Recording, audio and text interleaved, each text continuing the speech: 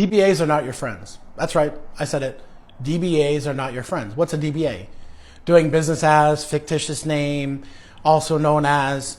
You most commonly will see this in the very, very big brands. If there's a franchise location, if there are many independently owned locations, they're all going to be branded under the same name. Do you think your local McDonald's is owned by the McDonald Corporation? No, that's probably owned by, McDonald's XL Partnership, LLC slash 525-102, you don't know. But they do business under the fictitious name or the DBA, the corporate branded name of McDonald's. Everybody knows McDonald's, but I guarantee you, without a doubt, each one of those locations, unless owned by corporate, McDonald's, all of the independently owned ones are different LLCs or different corporations. Why do they do that? Well, they do that because each one is a standalone business. It's got its own employee issues. It's got its own liability issues if someone slips and falls on location.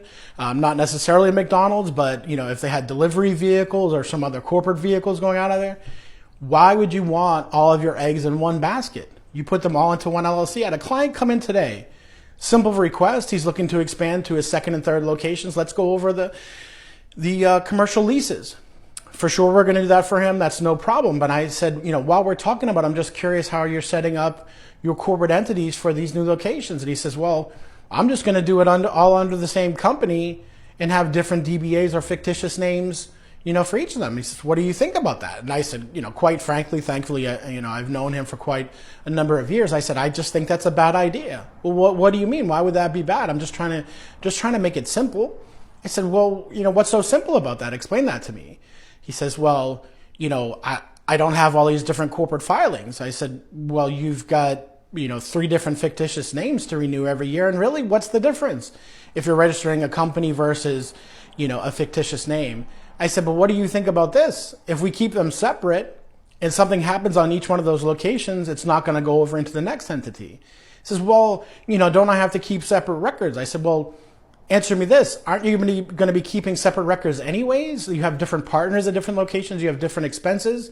And he says, yeah, of course. I'm going to keep, different QuickBooks. I'm going to keep, different spreadsheets. I'm going to keep different finances, different bank accounts for each location. I said, well, you've done all the work. That's all the difficult part of having separate entities. So really what you're talking about is just putting one different corporate shield on top of each location. And what's the real complicated way there?